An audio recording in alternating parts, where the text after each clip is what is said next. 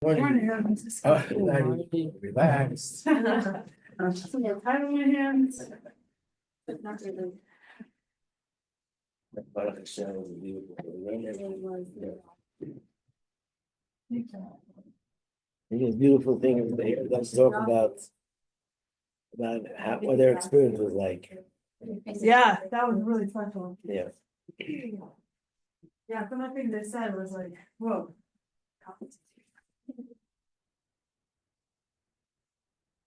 The Shabbos on the air. Just okay. So let's just go over briefly. The Maimon began with the fact that it says in the Medrash, in reference to the name Usher, good morning, that Usher comes from the word fortunate. Yidden are fortunate. What are they fortunate about?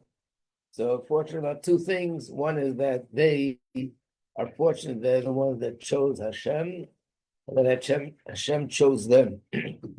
And yes, a few questions, but the main question is that it begins to say that the main thing is that Yidden chose Hashem. And also Hashem chose us.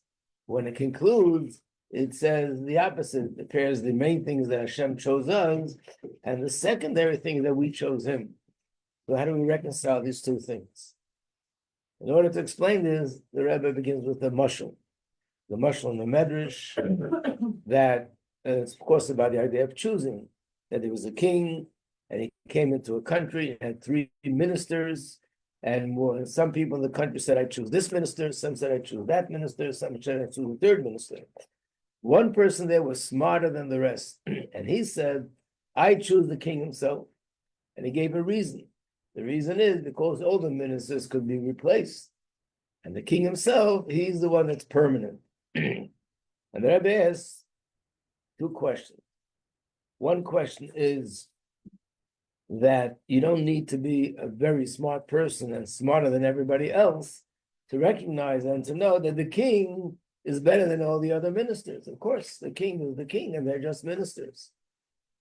And the second question is the reason that he gives. This person's already choosing. What reason does he give? Because they can all be replaced and the king is permanent.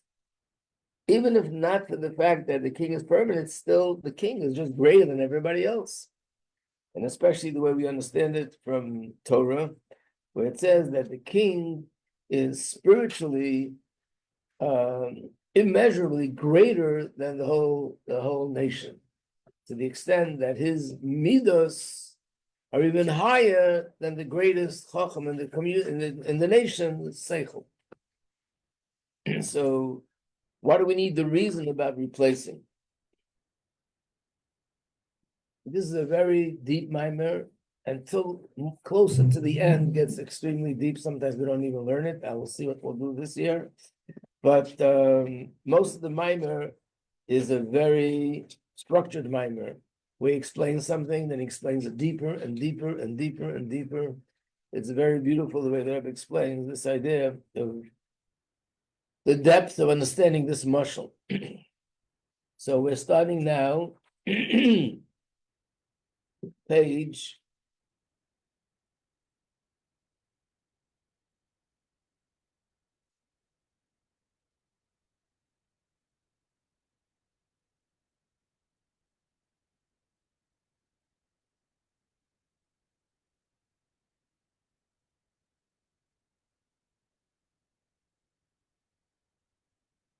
yeah, we're starting with Gimel, which is page 193. Good morning. Hine, for using this safer.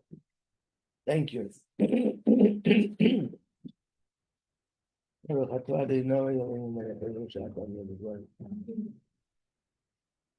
you can take this. This is the references.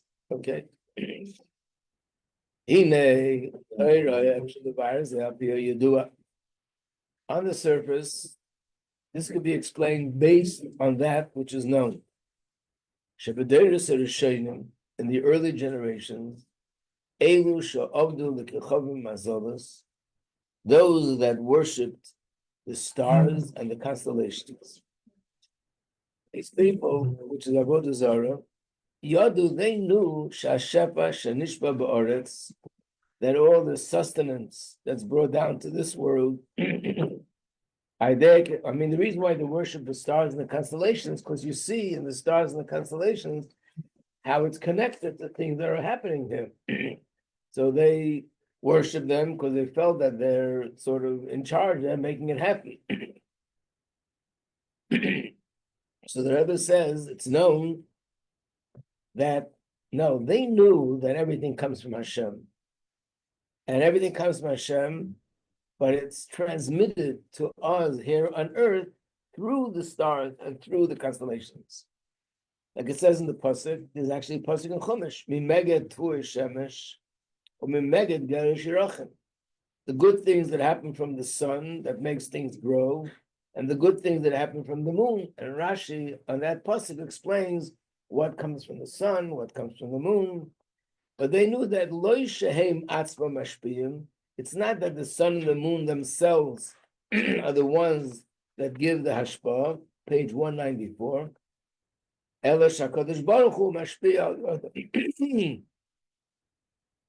Just for the sake of those who are listening, I always mention where we are. This is the Maimer B'Yei Mashtei Asar that the Rebbe said in 1971, Tavshin Lamed Aleph, and we're using the Sikhs in English lessons in Maimorim, page 194.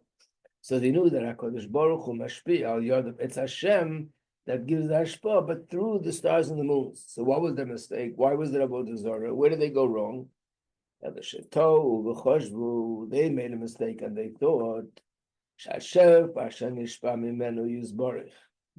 the sustenance that comes from Hashem and it goes through the Kechovim Mazolis, that this is with their choice, which means once it goes to them, now they have the choice to do what they want with it. Hashem sort of delegated to them the authority, thank you, delegated the authority, and they are able to make a choice how much to give, whether to give, and so on. The Yod was the emes, they didn't know the emes was the emes, that the stars and the constellations have absolutely no free choice at all. So when I give you the list of terms, this is a term that's a very important term in the whole Maimer and in many places in Chassidus. It's a pasuk actually, but it represents an understanding of how Hashem runs the world. And the words are, it's like an axe in the hands of a chopper. So if a person who takes an axe and chops wood, and it's clear that he can't chop the wood without the axe. So it's the axe that's actually doing the cutting the wood. But nevertheless, who do we attribute it to? Not to the axe, but to the chopper. No one's going to walk over to the axe and say, wow, that was a great job that you did, because the axe is just a tool. So who's the one that's doing it? Is the chopper. In fact, the axe has no bechira whatsoever. Whatever I do with it, that's how it's going to go. I'm the one who controls the axe. That's how Hashem is the one that controls the Gechovim Azolos. It even goes through them, but they have absolutely no independent say and dependent choice whatsoever. That's why they bow down to the stars and the constellations, and they worship them, because according to their mistaken perception, what do they say? That these forces have their own, they can make their choices. Therefore, they thought they should be recognized and they should be acknowledged. We have to show gratitude to them that they're giving us whatever they're giving us, even though they knew it's coming from Hashem. But after all, Hashem gave it to them, and they distributed it to us, so they should get recognition and show gratitude. Here's another term to remember, because these are all. This is a very major part of the Maimer. The wine belongs to the owner, but the waiter deserves a thank you. What does that mean? If you're sitting in a restaurant or at a wedding and the waiter brings the food, the decent thing to do is to say thank you. What do you mean thank you? It's not his food. It's not his simcha. He didn't invite you. It has nothing to do with it. He's just bringing the food from the kitchen. I can understand you can thank the caterer, you can thank the owner, the man who's making the wedding, or whoever owns the party. But why are we thanking the waiter? So the answer is, even though the waiter is not totally in charge, but there's something that he had, there's some input that he has, right? For example, he could give me the last one and he gives it to me first. He could bring me soup and by mistake pour it all over me. Baruch Hashem, he didn't. Basically, I'm thanking him for whichever part he's doing. I'm thanking him. The fact that he's bringing it to me now, and the fact that he's putting it down nicely, and the fact that he does it in a pleasant way, is what to thank him for. Which means the food belongs to the owner, everything else belongs to someone else, but the little input that he has, I'm saying thank you. So they believe that everything belongs to Hashem. Hashem is really in charge, but he gives them a little degree of independent decision making. And when they decide to give me, I'm saying thank you for that part. Got it? Well, we'll soon see how else we can interpret things. We'll understand this a little bit better. Let's turn the page. So first of all, the reason why they bowed down and why they did worship was to acknowledge, to thank. In other words, you're supposed to show gratitude to someone that is nice to you, does a favor for you. So this was their way of thanking. They bowed down and they recognize that. But there's another reason also. The Gam, page 196. According to their mistaken understanding, that the stars and the constellations themselves have the ability to make their own independent choices, their own independent decisions, whether to give or how much to give. So therefore they thought, by worshiping them, if I'll worship them and show them that I'm nice to them, that I accept them, and I recognize them, they'll give me more sustenance.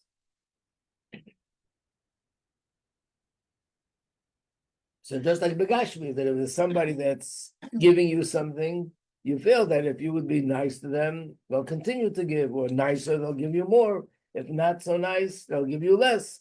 So therefore, there are two reasons why they worship the Kechovim Azovos. One, to show gratitude, and the second reason is because they will believe that if they worship them, they'll get more hashpah from them. This was the early generations. The Rambam, by the way, describes this, not in these words, but the general idea is found in the Rambam when he talks in the laws of Avodah Zarah, how Avodah Zarah evolved. Imagine the first people believed in Hashem, so how did it happen? So he describes this was the sequence of events. And then came as we know that if you make a mistake and you deviate a little bit from the path, then later you deviate a little bit more and a little bit more. So from this mistake, they came to a bigger mistake. What's the big mistake? They thought, by the way, this I could show you inside. I forgot it. The sources are in here just to see where it comes from. These are terms that are found in Tanakh. So let's go to the first one.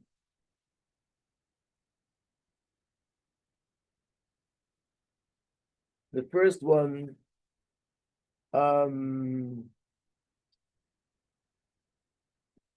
is on page 19, by the way. This is the pasuk that shows us that the Torah recognizes, yes, that certain things come from the sun and certain things come from the moon.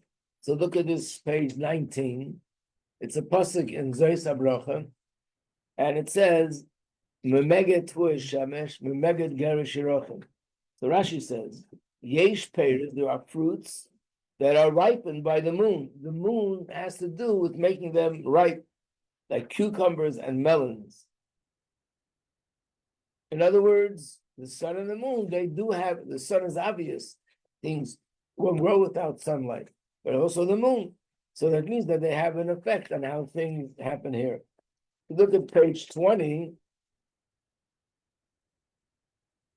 This is the Navi. Navi Yeshayahu is giving Musar, is rebuking the people, and he's saying to them, the Hebrew is what we have in the Maimon, with a hatchet glory over the one who chops with it. In other words, will the axe be proud of what he does over the one that's chopping with it? The axe is nothing. There's nothing to give credit to the axe. We give credit to the person who's doing it. So this is the term garzin biyada chaytzev. That's where it comes from. The next one is, look at page 21, on top of the page. Again, this is where the Navi is rebuking the people for the way their belief that they lost it. And he said to them, have you seen Aresa ben Adam Ashazikne Beis Yisrael, the older people of the house of Israel, they do things in the dark, meaning as if they don't think anyone sees them. They do it in their sort of hidden rooms. They say, Ein Hashem God doesn't see us. Hashem has abandoned the land. What does that mean? So this is the next level that he's going to explain, that this is even a bigger mistake, which means that they alone control the earth. In other words, the first mistake where they said that it's like the right way to think of it is like an axe in the hands of the chopper.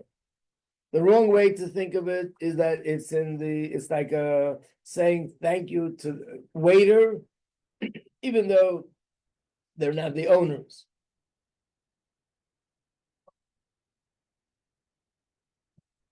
But what we're saying is that in general, 95%, the owner gets the thank you. But a little bit, we should also say thank you to the waiter. The next level, which went lower, they said, Azam, Hashem abandoned the land. He created the world, but after that, he gave it over to the angels and the forces there, to the stars, the moon, the constellations. They should manage the world. And Hashem is busy with other things that are much greater than managing this world. And he gives a mushal. For example, a king of flesh and blood, that he appoints ministers that they should manage the country. So there's a minister in the country, just like any country, like our country. There are people that are in charge of different departments. This person's in charge of agriculture. This person's in charge of something else. Even though it's true that the power that they have the authority to do this is because the king appointed them. They didn't take this authority by themselves. The king appointed them and gave them the authority. But nevertheless, after they have been appointed and they got the authority, the people who run the country are actually each region that they're in charge of, they're the ones who run it, not the king. In fact, the king doesn't get involved in their daily runnings of their area. Page 197. Only on rare occasions, if there's an extreme need for that, the king gets involved. And actually, that's the reason why he did it. Why does the king appoint officers? Because he can't be in charge of whether you need a lamp on this street corner or not. He's running the whole country. So he has different people and says, I'm making you the manager. You are in charge of this district. You're in charge of this city. You're in charge of this. Like was us in the United States. We don't have a king, but we have different states. There's a governor, which means he's in charge of this state. And even that's not enough. The governor appoints a mayor and says, you're in charge of this city and you're in charge of that city. And then the mayor has different people that are in charge of different districts, so to speak, which means that what these people do is not what the head of the country is supposed to do. He can't do that. On the contrary, he appoints people that are intelligent, that understand, and they can make their own independent decisions, and he trusts them they'll make the right decision. Sometimes something happens and he goes straight to the top to change something, but that's on a rare occasion. But generally speaking, he wants them to make their independent decision. Because if he has a governor that everything he does, he picks up the phone and says to the president of the United States of America, should I do this? Should I do that? He said, I don't need you for that. Then I can run it myself. I appointed you that you should make the decisions. If there's something which is really big and something which is relevant to the whole country, let's say, then you call me. So they thought the same as with Hashem.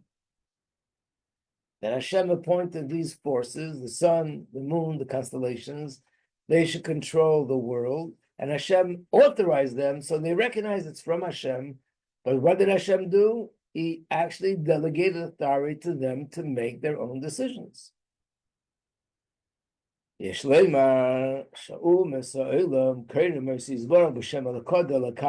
another term to remember, a very important term, that the Gemara says that the nations of the world, they recognize that God is the God of everything, but they refer to their idol that they worship as the God of gods.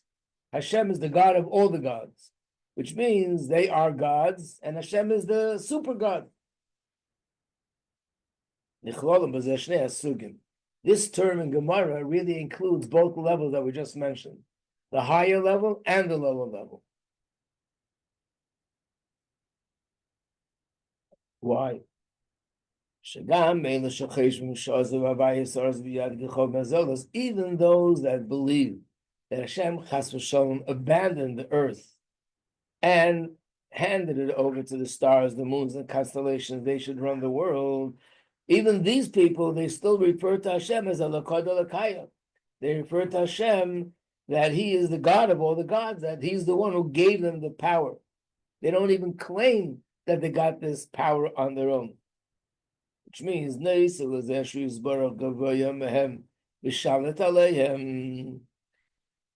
means not only do they recognize that Hashem is greater than them, and Hashem rules over them, which means Hashem can override what they want to do.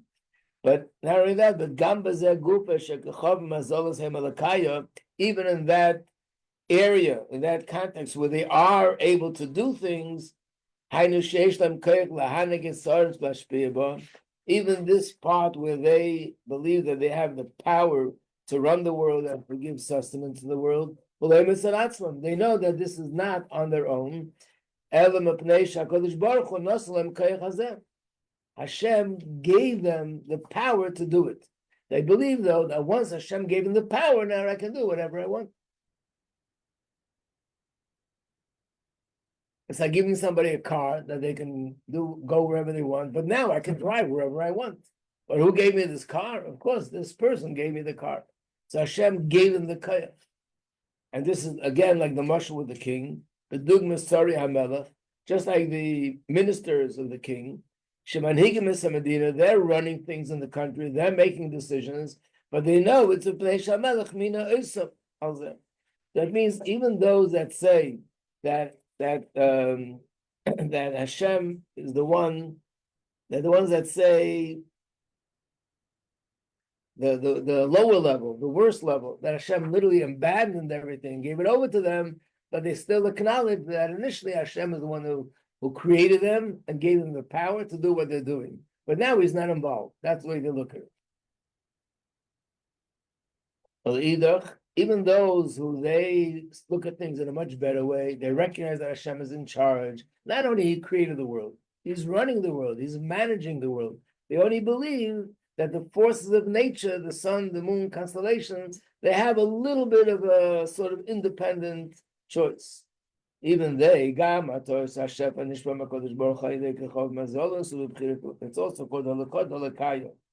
That means they're still referring to these things as a God. I would think, no, they're not saying they're God. They're saying God is God. And the stars and the moon, the constellations make their choices. But the mere fact that they attribute to them independence, that means that they're considering them a God. So that means even those who hold the lower level still recognize Hashem is all the way, He's superior.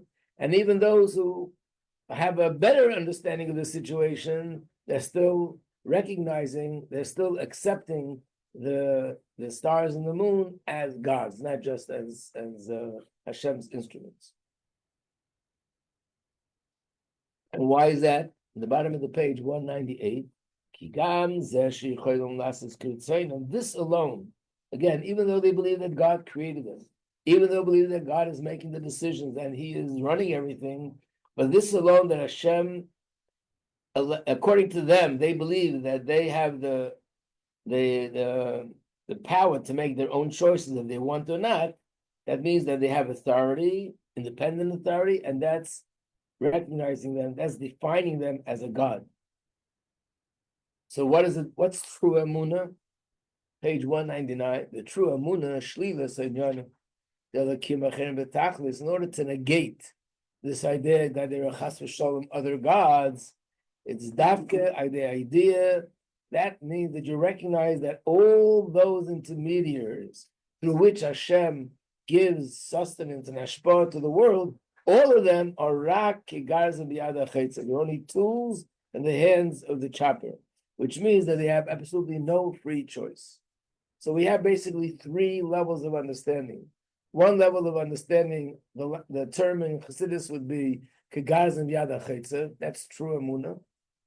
The second level of understanding is less than that, and that's already borderline or partial avodah zarah, and that is chamra le'mara tevusa l'shakya. The wine belongs to the owner, but you say thank you to the waiter, which means if you acknowledge that the stars and the moon, they have a little bit of independent choices, then that's also avodah zarah.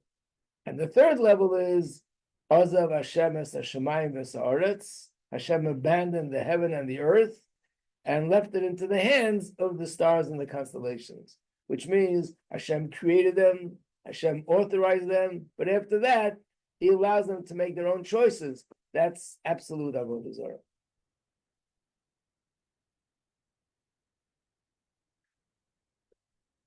After explaining this, we can now go back to the mashal.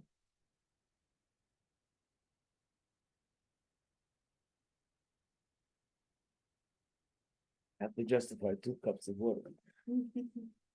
No, at the actual meeting. Okay. Based on what we just explained, we could explain why it's considered wise and wisdom for the person that says, I chose the king. That was the question in the beginning. Why does it say that he's wiser, he's superior than everybody else? Even a child knows that the king is the main thing. Because the fact that you didn't know the truth, and they recognize the truth, that all the intermediaries, everything that's involved and makes things happen, nevertheless, they're all like the axe in the hand of the chopper. And they recognize that nothing is independent. It's all Hashem Himself. It's because of the quality of their understanding that they're able to see through the chitzonius, the way things appear externally, and recognize the way things are be'emes. Because on the outside, it appears that the fact that the stars and the moon and the constellations give us whatever they give us, it looks like because they have a certain quality, and therefore they are fit to do this, to be intermediaries. In other words, just like begashmias, it's very hard when you see that, let's say you need something from your boss, and you tell him that you want to take off, or you don't want to take off, or you need a raise, and he thinks about it, and you have a debate, and finally he agrees. So who decided to give you this raise, the boss or Hashem? I know, because you're learning the mimer. But when you look with your eyes, it's very hard to see that. This is the boss made the decision. Look how we had to argue about it and we debated the issue. He needed 3 days to think about it, and finally he did it. It's clear that it depends on him. If he decides, I'll get it. If he doesn't decide, I won't get it. So to see through all that this is just a facade, this is like a puppet. And really Hashem is making decision. And the reason why all this happened was just because Hashem wants it to be camouflaged in nature. But to me, it's clear as day that when he decided to give me this raise, this is no different than the man falling straight from Shemayim. For that, you need wisdom, because when things look a certain way on the outside, they confuse us and they don't let us see the emes the way it is. Because on the surface, the reason why this guy can make a decision, because he's my boss. So he's the one who makes the decision. And the reason why this person could do this or that, because he's the mayor of the city. He's the governor of the country. He's the president of the country. So he makes the decision. You know, the one of the things that was circulating on Hanukkah was the story with Shalmarka Rabashkin. I'm sure you saw it. It was online. And what was the story was that just one day before, after trying everything, they used, you can't even imagine, I don't know if you went into the details, he used the highest people in government, the biggest lawyers in the country, people who are extremely influential to try to get him out of jail, at least earlier, and it's nothing helped. In fact, that day, a day before Hanukkah, the verdict came back to the court that all the attempts that were made and all the arguments that were given were not accepted, and he has to stay in jail another 25 years. And the next day, President Trump decides that he's sending him home. Wow. It was totally unexpected. So basically, of course you thank him, and he thanked him, and he was supposed to, but it has to be clear in a person's mind. This is from Hashem. It's a little bit easier here, because Al Pi Teva, he just got a message from Teva the day before. Hello, this is Teva speaking. There's no way you're getting out of there before 25 years. And the next day, he's out. So it's like easier to see it. But in normal circumstances, this person made the decision because he's the president. He has the power. And for whatever reason, a lot of people ask him to do favors. Why he chose to do this favor? So if you don't want to chas v'shalom recognize that, you'll say, oh, because he knew this one and he knew that one, and he all the political reasons, and anything could be explained. I think I told you this once about Shem Tov, when he would say Chassidus, his face would turn red, fiery red, like an abnormal, not natural red. And actually, it says in a medrash by tzaddikim, when their faces turn red, that means the Shekhinah is resting on them. So one time there was certain Misnagdish, a person who was against the Baal Shem Tov, but he came to see what's doing.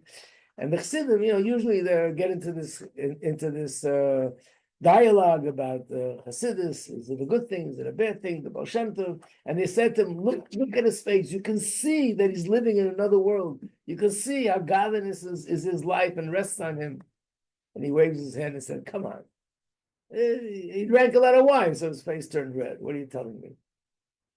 And that's what happened. The Misnagdim would say that the reason why his face is so red, because people drink a lot of wine, their face gets red. So one of the Talmidim approached the Baal Shem Tov, and they said to him, could we arrange that when you say Torah, we remove the wine from the table, or there shouldn't be any wine on the table? And they told him the reason why, because people are misinterpreting things. So he says, no, the wine should definitely stand on the table. And of course, why? So he said, the Eibishter wants that anything positive that a person achieves should come through bchira, through free choice. Free choice means there's a way to explain it in a positive way, and there's a way to explain it in a negative way. And I have to make the choice to choose the right way. So therefore, the wine is on the table, and you have the choice. You can either interpret that this has nothing to do with godliness, or you could recognize that this is something godly. And by the way, it's a known thing that even a miracle that happens in front of somebody's eyes is still free choice. It's never taken away free choice. A person could have a miracle in front of their eyes, and they could still think otherwise. Another story with the Baal Shem Tov, that there was once a wealthy man that had a daughter who unfortunately was crippled since the day she was born. She was never able to walk. He had a lot of money, so he traveled to a lot of doctors, the biggest doctors. Nobody could help him. And one day, the girl was already a few years old, and his wife comes home and says she heard about the Baal Shem Tov, that he does wonders. Let's go to the Baal Shem Tov for a bracha. I said, I don't believe in it, and I don't want to go. It's a waste of time. She pleaded and she begged day after day after day after day, and finally he gave in. So he took his daughter and he traveled to the Baal Shem Tov, to Mezhebush. He came to Mezhebush, so he told his daughter, you sit here in the wagon and I'll go in to speak to the rabbi. So he goes into the Baal Shem Tov and he hands the Baal Shem Tov a sack with gold coins, a lot of money. And he says to the Baal Shem Tov, sort of in an arrogant way, here's a sack of gold coins, hail my daughter. The Baal Shem Tov takes the money and says to him, I don't need your coins, and he throws it out the window. And this rich man, who knew how much money was in there, his eyes follow the coins, falls on the floor, the bag rips open, all the coins are rolling, and his daughter, who never walked in her life, gets out of the wagon and starts collecting the coins. So he races out of the room, he grabs her by the arm and says, quick, let's get out of here, before he's going to say this was his miracle. So basically, you can have a miracle having in front of your eyes, and you still have the choice to recognize that's a miracle or to deny that it's a miracle. So the Eibishter made in such a way that it looks so real that's really happening from the Kechavim Azolos. So therefore you need wisdom to look through it, to see through the facade, and to see that the fact that they're giving me what they're giving me is not because they're so great. Page 200. No. 202. The fact that Yidden are able to recognize that it's only like an axe in the hand of the chopper, because they're understanding, because they're able to look through whatever's happening on the outside, and they can see that this is nothing but a facade, it's just a camouflage, and really it's all coming from Hashem.